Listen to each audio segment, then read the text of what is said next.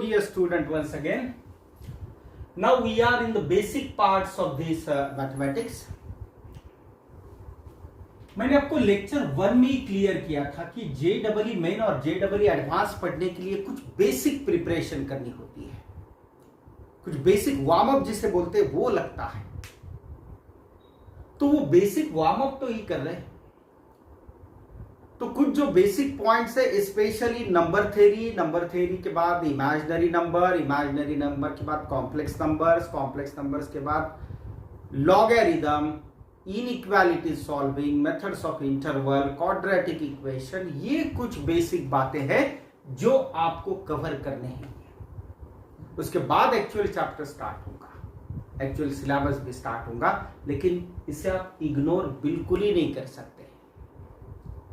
तो क्या कुछ डिस्कशन हुआ था अभी तक नंबर्स के बारे में मैंने बताया था आपको, और जो नंबर्स कल जो हेडिंग पुटअप किया था इमेजिनरी नंबर्स का, तो क्या आप मुझे बता सकते हैं what is the basic objective of imaginary number? इतने नंबर्स आपके पास ऑलरेडी अवेलेबल थे, तो स्टिल आपको ये न्यू नंबर क्यों लगा? तो उसका बेसिक रीजन ये था to find the square root of negative number, जो अर्लियर बिल्कुल ही पॉसिबल नहीं था, now it's possible. Square root of -16 can be regarded as 4i, where I is imaginary number iota under root of -1. What is I? I stands for basic imaginary unit. iota होता है I। और एक बार आपको square root of negative numbers मिलता है तो आप वो भी क्वाड्रेटिक इक्वेशन इजीली सॉल्व कर सकते हैं जिसका डिस्क्रिमिनेंट नेगेटिव है, डिस्क्रिमिनेंट डेल्टा लेस देन 0, वो भी अब पॉसिबल है। कल तक जो आपको ये पॉसिबल नहीं था या आप इसका कुछ गलत आंसर बोल रहे थे, what was the answer earlier? आप बोल रहे थे ये माइनस प्लस मल्टीप्लाई करो सर √15, तो ये तब मैंने कहा था गलत है। और फिर क्या उसमें एडजस्टमेंट की आपने? 3 × -1, 5 × -1, under root of -1 is now I, under root of -1 is again I, √3 × √5, that becomes √15, I into I becomes I square, and what is value of I square? I square तो मैंने आपको कल भी एक्सप्लेन किया था, last lecture में explain किया था, -1। तो correct answer of this question is not √15, it is -√15। तो क्या आप मुझे अब ओरली बता सकते हैं what is square root of -100? The answer is 10i। 100 का तो अंडर रूट लिखना ही है आपको 10, ये माइनस के लिए सिर्फ ये i स्टैंड होता है, suggested by great Greek mathematician Euler. तो अब देखिए, ये कल तक जिसका आप गलत आंसर बोल रहे थे, अब इसका ये सही आंसर है। सो डू रिमेंबर, ये फैक्ट्स अब आपको इंसर्ट करनी है, इसे आपको एक्सेप्ट करना है। Under root of -7 into under root of -3, जो आप अर्लियर अंडर रूट ऑफ 21 बोल रहे थे, पॉजिटिव 21, अब वो आंसर समव्हाट लाइक दिस, -√21। इस पे कल डिस्कशन हुआ था। फिर कल मैंने आपको एक पॉइंट एक्सप्लेन किया था, आपको शायद याद होगा। तो I is nothing but under root of -1, I square is nothing but -1। इसे जनरलाइज भी किया था बाद में, वो भी जनरलाइज करेंगे। I³ can be written as I square into y, I square is -1 into I, that becomes -I, and I raised to power 4, ये आपको पक्का याद है, मुझे याद ये बताया था आपको। I raised to power 4 can be regarded as 1। अब इसके बाद अगर आप कोई भी वैल्यू, कोई भी इंटीग्रल पावर, इसे मैंने हेडिंग भी दिया था, integral powers of iota, iota के ये इंटीग्रल पावर्स है, इंटीग्रल पावर्स ऑफ आयोटा। तो ये 4 बेसिक वैल्यूज है। अब इसके बाद ये पीरियोडिक है, पीरियोडिक है मीन्स वो वैल्यू उसकी रिपीट करता है, that is the meaning of periodicity. अब इसके बाद अगर आप ट्राई करेंगे, सबसे पहले तो ये भी तो मैंने आपको क्लियर किया था, whenever power of I is divisible by 4 then correct answer of the term is 1। That's why I raised to power 20 ये आपका 1 आया था, I raised to power 40 was also 1, I raised to power 100 was also 1। Why? Because all these powers are divisible by 4, and whenever power is divisible by 4, value of that term is always going to equal 1। तो ये generalisation था। Generalise तो मैंने ये भी किया था कि I raised to power 2n is -1। अगर I की पावर 4 से नहीं ओनली 2 से डिविजिबल है तो value of that term is -1। जैसे मैंने एग्जांपल भी दिए थे आपको, I raised to power 6, ये जो पावर आप देख रहे हैं it is not divisible by 4, it is only divisible by 2, that's why answer was -1। When I write I raised to power 10, again the power is not divisible by 4, it is divisible only by 2, that's why answer of that term can be regarded as -1। Same fact है I raised to power 14। So what is value of I raised to power 14? The correct value of I raised to power 14 is -1 because power available here is divisible by 2 not by 4, it is divisible only by 2 not by 4। मैं 2 और 4 की sense में सिर्फ only word use कर रहा हूं क्योंकि जो पावर 4 से डिवाइड होता है वो ऑलरेडी 2 से भी डिवाइड होता है। तो पावर 14 आंसर इज -1। तो आप आगे बढ़ने से पहले मुझे quickly rapid fire I raised to power 26, what is the value? सिर्फ दो ऑप्शन है, +1 की -1, सोच के बोलो। Answer is -1। Why answer is -1? Because the power raised here is divisible only by 2 not by 4। Okay, what is the value of I raised to power 32? Answer is, फिर से एक बार सोच के बोलो, +1 की -1, +1 बिल्कुल सही है। क्यों +1? बिकॉज यहां जो पावर रेज है that power is divisible by 4। पहले आप ट्राई करेंगे 4 से डिवाइड करने का, अगर वो पावर 4 से डिवाइड होता है तो आंसर आप 1 लिख सकते हैं। अगर वो 4 से डिवाइड नहीं होता है, ओनली 2 से डिवाइड होता है तो आंसर आपको -1 लिखना है। ये फैक्ट आपको इंसर्ट करनी थी। अब मेरा सवाल ये है, मैंने तो बताया कि whenever power is divisible by 4 answer is 1, whenever power is divisible by 2 answer is -1। तो क्या सारे पावर आपके 2 या 4 से डिवाइड होते हैं? नहीं, ऐसा तो कुछ नहीं है। जैसे ये है I raised to power 5, अब ये तो ऑड नंबर है, इसके बारे में तो आप सोच भी नहीं सकते कि ये नंबर 2 से या 4 से डिवाइड हो सकता है, बिल्कुल ही नहीं। तो फिर इसकी वैल्यू कैसे ऑब्टेन करेंगे? So to obtain value of such term we have to use method of splitting. Power 5 को आपको ऐसे स्प्लिट करना है, I raised to power 4 into I, जो नियरेस्ट इवन पावर है उसमें स्प्लिट करना है। और ये तो होता ही है, even odd even odd odd even ऐसे ही चलते हैं नंबर्स। अगर कोई इंटीजर है तो उसके पीछे, इवन इंटीजर है तो उसके पीछे ऑड इंटीजर होता ही है, या ऑड इंटीजर है तो उसके आगे पीछे इवन होता ही है। तो I raised to power 5 जो है it can be regarded as I raised to power 4 into 1। अब I raised to power 4 तो आपको पता ही है, since power is divisible by 1, the value of that term is 1, so 1 into I, ultimately it is I, so correct value of I raised to power 5 is I। Are you getting this? अब आप ये बताओ I raised to power 7, what about this 7? 7 can be splitted as I raised to power 6 into I। अब ये जो 6 power है that is divisible by 2, it is not divisible by 4, it is divisible only by 2। तो यहां लिखेंगे आप -1 as per as earlier rule. So -1 into I it becomes minus I. So I raised to power 7 minus I होता है. What about I raised to power 23? कल के discussion में सारे इवन पावर्स मैंने कवर किए थे. आज के डिस्कशन में सारे ऑड पावर्स कवर हो रहे हैं. और जब ऑड पावर्स की बात आती है तो इवन पावर्स तो बाय डिफॉल्ट आपको सोचनी है.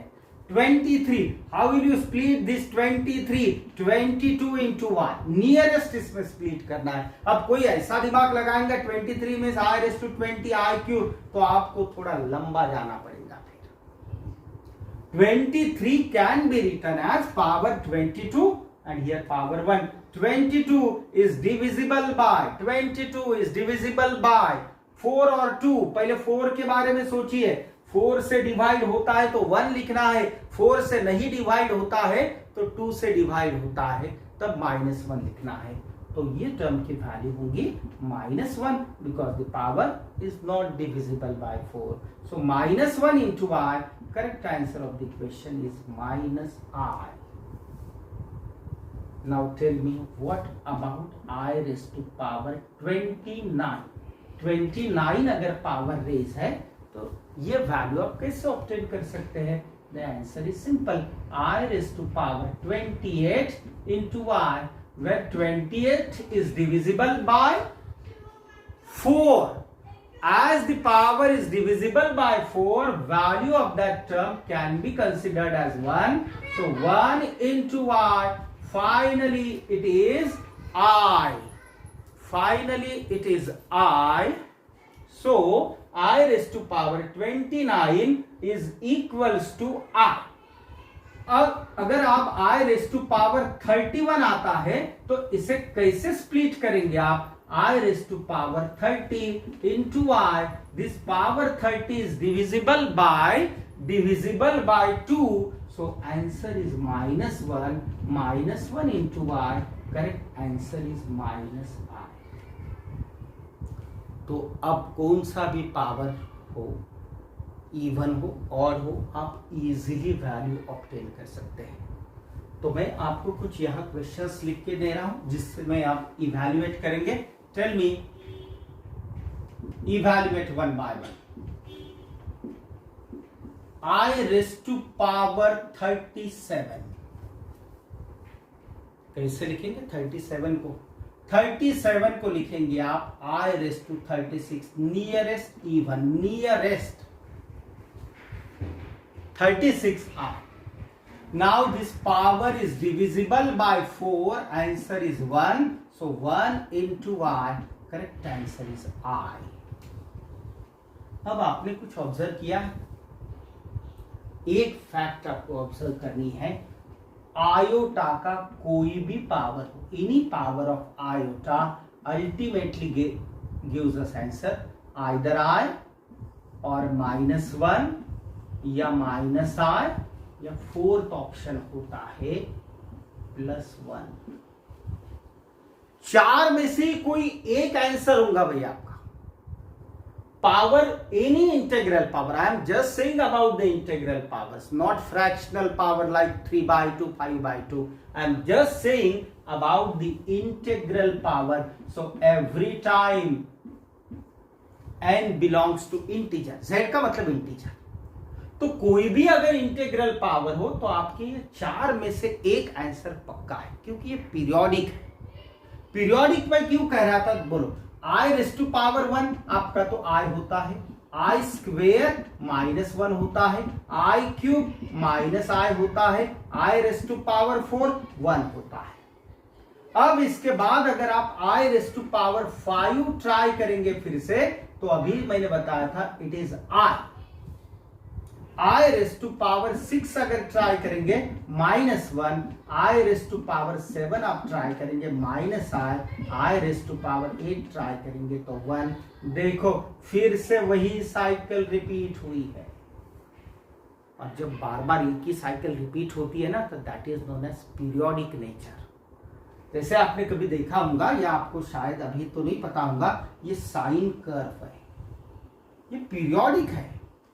क्योंकि इसमें बार बार ऐसे वैल्यूज रिपीट होती है, तो पीरियोडिसिटी का वो नेचर है। वैसे यहाँ आपने ऑब्जर्व किया होगा कि ये साइकिल कंप्लीट होने के बाद सेम साइकिल, फिर आगे जाएंगे तो सेम साइकिल, ऐसा रिपीटेशन होता है, इसे तो पीरियोडिसिटी बोलते हैं।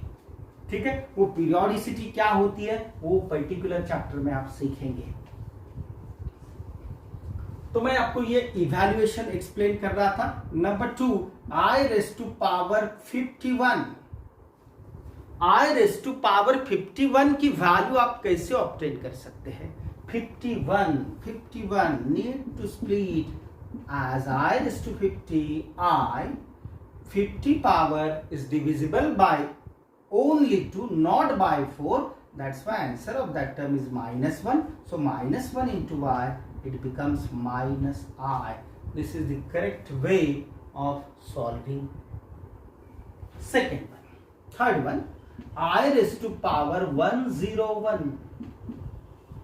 अगर ऐसा पावर है तो फिर कैसे सॉल्व करेंगे? We can write this as I raised to power 100 into y. Power 100 is divisible by 4. That's why answer of that particular term is 1. So 1 into y correctly I. Miss, ऐसा number जो जिसका nearest number 4 से divisible है वो case में answer I आता है, और ऐसा नंबर जिसका nearest number just previous number 2 से डिविजिबल है, आंसर -I आता है। इससे आप कोई भी टर्म सॉल्व कर सकते हैं। आप बोलेंगे sir I raised to power 365 है तो कैसे निकाले आंसर? तो कुछ नहीं करना, 365 को ऐसे स्प्लिट करना है। फिर ये शायद आपको टेबल तो नहीं आते, मुझे पता है, लास्ट के 2 नंबर्स देखने हैं। 64 इज डिविजिबल बाय 4, बिल्कुल डिविजिबल है 4 से, तो answer of this term is 1 into y, ultimately answer is I। Are you getting this? अब देखो मिस, कोई भी पावर, इवन पावर हो, ऑड पावर हो, लेकिन इंटेग्रल पावर आप इजीली वैल्यू ऑब्टेन कर सकते हैं। अब मैं आपको एक छोटी सी बात बताऊंगा। ये 4 पावर्स है आपके पास, I raised to power 5, I raised to power 6, I raised to power 7, I raised to power 8। Powers of iota है वंस अगेन, लेकिन यहां जो पावर्स है ना, वो पावर्स मैंने कुछ खास रखे हैं। ये 4 कॉन्जिक्यूटिव पावर्स है, 5, 6, 7, 8 कॉन्जिक्यूटिव सक्सेसिव नंबर्स है। तो अब आप मुझे बताओ, एक एक टर्म की वैल्यू आपको बतानी है। I raised to power 5, it can be written as I raised to power 4 into y। Power 4 1 से डिविजिबल होता है, 1 into I is I, so correct answer of that term is I। What about I raised to power 6? Even power है, ज्यादा सोचना नहीं है, 4 से divide तो नहीं होता है, 2 से डिवाइड पक्का होता है, -1 लिखना है। I raised to power 7 odd number आ गया, स्प्लिट करो नियरेस्ट इवन नंबर में, I raised to 6 divisible by 2, answer is -1 into I is -I। अब lastly I raised to power 8 even है, 4 से डिविजिबल है, आंसर इज 1। तो आपके पास अब चारों टर्म्स के अलग अलग आंसर्स हैं। Now time to add them, अब इनको ऐड करने का टाइम है। तो पहले टर्म का आंसर देखो, फिर से एक बार लिखता हूं यहां, I raised to 5, I raised to 6, I raised to 7, I raised to power 8। 5 जो पावर है, दैट पावर की वैल्यू है I। मैंने पहले इलैबोरेट करके रखा है इसे। I raised to 6 is -1, I raised to 7 is -I, and I raised to 8 is +1। ये +I -1 +1 कैंसल करके आपको क्या देने वाले हैं? 0। तो क्या कंक्लूजन है? कंक्लूजन ये है, इसे आप जनरलाइज कर सकते हैं, बिंदास जनरलाइज कर सकते हैं। अगर आयोटा के 4 कॉन्जिक्यूटिव पावर्स है तो total answer their summation is always 0। ये फैक्ट है। I raised to 10, I raised to power 11, I raise to power 12 I raise to power 13। देखो 10 11 12 13 चार कॉन्जिकेटिव है, don't think, zero answer. What will be answer of this term? 16 17 18 19। Again चार consecutive powers है, answer is zero. Always remember, चार consecutive, एक नहीं दो नहीं तीन नहीं, चार कॉन्जिकेटिव पावर्स है आयोटा के, तो answer is always equals to zero. अब आप मुझे बताओ, अब मैं आपको उल्टा पूछूंगा, I raise to power 7, I raise to power 8, I raise to power 9, I raise to power x, ये ऑलरेडी जीरो है। So what is value of x? Iota given है, चार पावर्स है, एक है 7, एक है 8, एक है 9, और ये ऑलरेडी जीरो है। जीरो है इसका मतलब क्या है? अकॉर्डिंग टू दिस रूल ये चार कॉन्जिकेटिव पावर्स हो गए, तो ये तो जीरो आता है। तो ये 7 है, ये 8 है, ये 9 है, तो x की वैल्यू क्या है? आपके समझ में आया है, आपने सही बोला है 10, सही है 10। लेकिन आप एक बात भूल रही है, तो सही है नो डाउट, ज्यादा सस्पेंस नहीं रखूंगा मैं, 10 तो सही है, लेकिन आप एक फैक्ट भूल रहे कि 7 8 9 10 ये तो कॉन्जिकेटिव होते ही है, लेकिन 6 7 8 9 ये भी तो कॉन्जिकेटिव है। तो यहां x की वैल्यू सिर्फ 10 लिखना is not the complete answer. 10 भी हो सकता है, 6 भी हो सकता है, 6 7 8 9 उससे भी तो चार कॉन्जिकेटिव बनते हैं। तो एक तरफ से नहीं सोचना है आपको, 7 8 9 10 6 7 8 9 ऐसा दोनों तरफ से सोचना है। तो correct answer of that question is 10 और 6। अब आप ये गलती नहीं करेंगे अगली बार। Now tell me,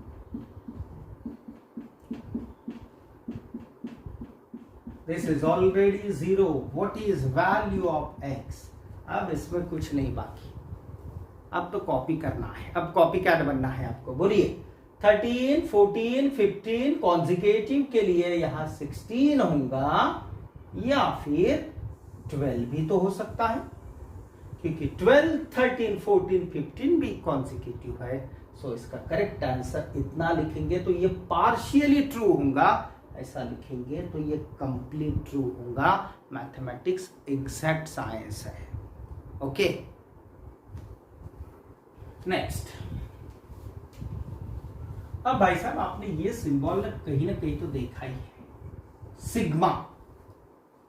sigma stands for summation.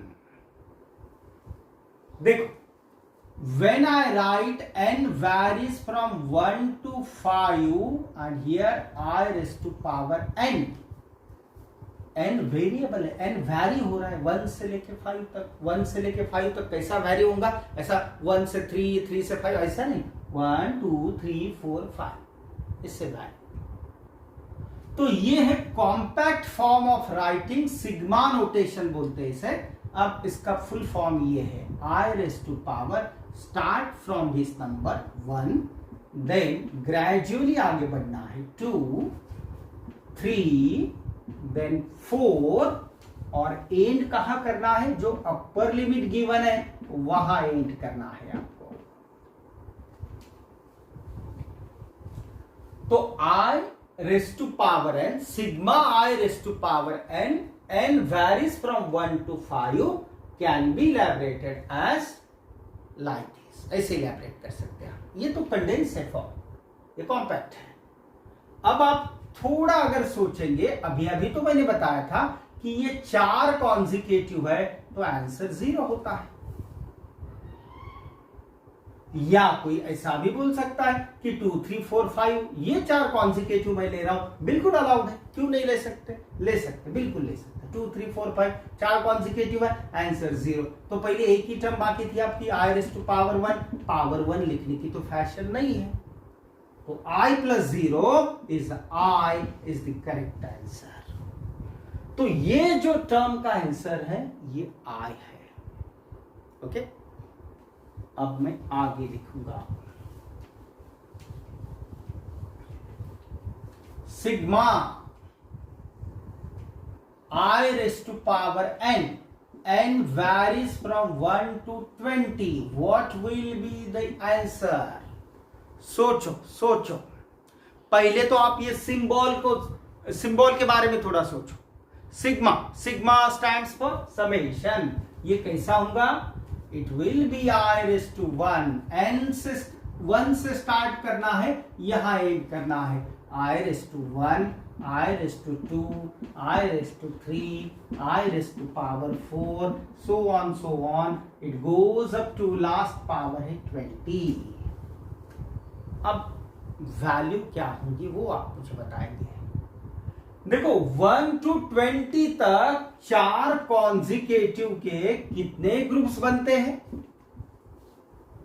4 consecutive के 5 ग्रुप्स बनते हैं। जैसे ये एक ग्रुप है, ये दूसरा है, देन 9, 10, 11, 12, 13, 14, 15, 16, 17, 18, 19, 20। अब बार बार तो ऐसा नहीं लिख सकता। पावर 1 to 20 में 4 कॉन्जिकेटिव के 5 ग्रुप बनते हैं। और अभी तो आपने देखा कि 4 कॉन्जिकेटिव पावर्स है तो आंसर इज 0। तो ये एक 0, ये दूसरा 0, ये तीसरा 0, ये फोर्थ 0, ये फिफ्थ 0, टोटल आंसर क्या है? 5 0 में 0 है। So value of that term is just 0। अब आप मुझे ये भी बता सकते हैं, I raised to power 1, I raised to power 2, I raised to power 3, अगर ये ऐसा 100 तक जाता है तो what will be your answer? आप बोलेंगे सर अब तो ये बिल्कुल सिंपल है, इसे आप ऐसा भी लिख सकते हैं। ये भी आप याद रखते जाओ। n varies from 1 to 100, I raised to power n, it means I raised to 1, 2, 3, it goes up to 100। 1 से 100 तक 4 कॉन्जिक्यूटिव के टोटल 25 ग्रुप्स बनते हैं। ये फैक्ट, ये बेसिक बातें तो आपको समझती है। 1, 2, 3, 4 एक ग्रुप, ऐसे कितने ग्रुप्स बनेंगे? 25। 4 कॉन्जिक्यूटिव है तो हर एक ग्रुप का आंसर कितना होगा? 0। तो टोटल आंसर कितना होगा? 25। 0 में 0 ही तो होगा। That is the correct answer. So correct answer of this term 1, 2, 3 up to 100 is again 0. Okay, are you getting this?